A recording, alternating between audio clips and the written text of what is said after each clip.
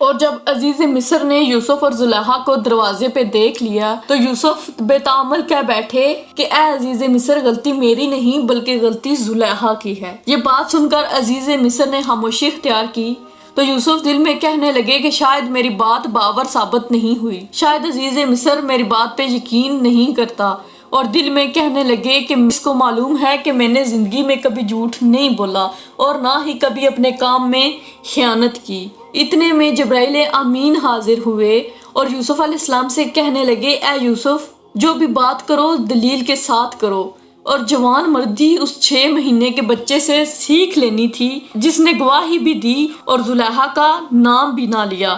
اور اللہ تعالیٰ کو بھی کب منظور ہوتا ہے کہ بندہ مومن کا عیب ظاہر ہو اور تمام مخلوق کے سامنے رسوا ہو جائے، اس سے گناہ ہی کیوں نہ صادر ہو جائے، تب بھی اپنے حکم سے پردہ پوشی کرنا چاہیے۔ کہتے ہیں کہ یہ بات حضرت یوسف علیہ السلام کی زبان سے 5 عورتوں نے سنی تھی جو زلیخا کی ہمراز تھیں۔ وہ سب کی سب زلیخا کو ملامت کرنے لگی۔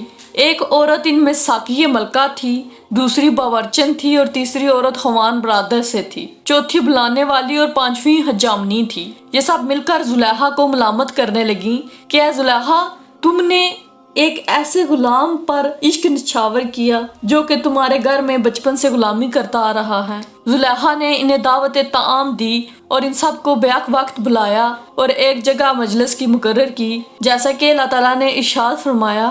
ترجمہ: جب سنا تو قریب بلوایا ان کو اور تیار کی ان کے واسطے ایک مجلس اور دی ان کو ہر ایک کے ہاتھ میں چھری اور ایک لیمو یا سیب، اور ادھر حضرت یوسف علیہ السلام سے بولی کہ اب نکلو ان کے سامنے سے، اور ہر ایک کے واسطے جدا جدا تخت رکھ دیا تھا۔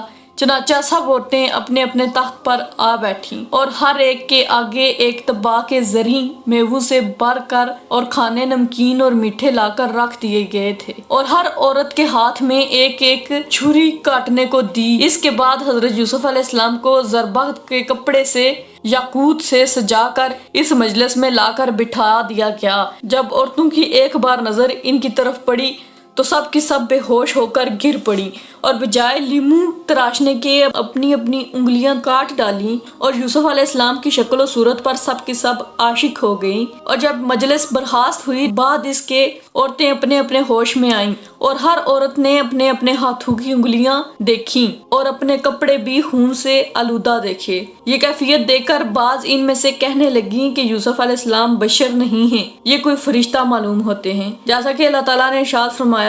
پھر دیکھا حضرت یوسف کو تو دہشت میں آئیں اور کاٹ ڈالے اپنے ہاتھ اور کہنے لگی، ماشاءاللہ، یہ شخص تو آدمی نہیں ہو سکتا، شاید یہ کوئی بزرگ فرشتہ ہے۔ یہ دیکھ کر زلیخا بولی کہ یہ وہی شخص ہے جس کے لیے تم مجھے ملامت کرتی ہو، اور وہ عورتیں کہنے لگی کہ تو نے اپنے گھر میں اسے رکھا اور تو اس کو فریب نہ دے سکی۔ اس کے جواب میں زلیخا نے کہا کہ میں نے بہت کوشش کی اور ابھی تک میں کوشش کر رہی ہوں، لیکن وہ شخص میرے ہاتھ میں نہیں آتا۔ اس معاملے میں وہ میرا کہنا قطعاً نہیں مانتا، جیسا کہ ارشاد باری تعالیٰ ہے، اور میں نے اس سے چاہا کہ جی بھر لوں، مگر وہ اپنی جگہ اپنے ارادے پر برابر قائم رہا، اور اگر اب بھی نہ کرے گا جو میں کہتی ہوں تو البتہ قید خانے میں پڑے گا اور ہوگا وہ بڑا بے عزت۔ اور تو نے زلیخا کو صلاح دی، دوسری مرتبہ پھر یوسف کو بلا تاکہ ہم اس کو ملامت کریں اور نصیحت کریں، ممکن ہے کہ تیرے کام میں آسانی ہو جائے۔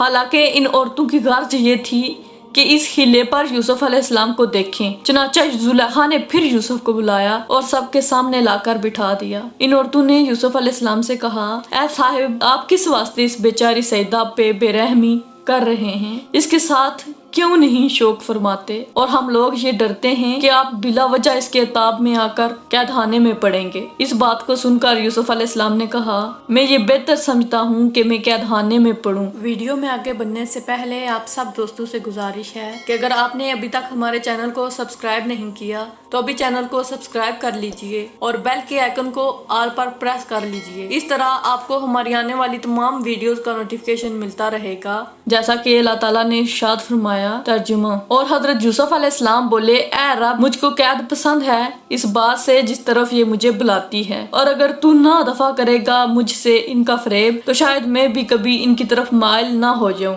और मैं बेअक्ल लोगों में से नहीं होना चाहता। ये भी एक रवायत है कि मिस्र की औरतों ने यूसुफ को देखते ही आशिक होकर लीमू तराशे और अपने हाथ काट डाले। ये देखकर आतिश गैरत ने गिरेबान इश्क से जुलेहा के सरमारा मानंद मुर्गनीम तड़पने लगी और रो रो कर कहने लगी कि मैंने हाय हाय क्या बुरा काम किया। सदा अफसोस है कि बेवकूफ़ी से माशूक के लिए बीच दरियाए रिंजो बला के गोते खाती हूँ। सलाह है कि यूसुफ को इनसे छुपाया जाए और बेहतर यही है कि इनको जेल खाने में भेज दिया जाए। ये सब जब अजीज मिस्र को मालूम हुई बातें तो मिस्र के लोग इस वकूए माजरे से आगाह हुए। तब नादम होकर जुलेहा के हजरत यूसुफ अलैहिस्सलाम को कैद खाने में भेजा। यूसुफ अलैहिस्सलाम को अजीज मिस्र ने गिरफ्तार करवा दिया ताकि यूसुफ अलैहिस्सलाम जुलेहा से दूर रहें।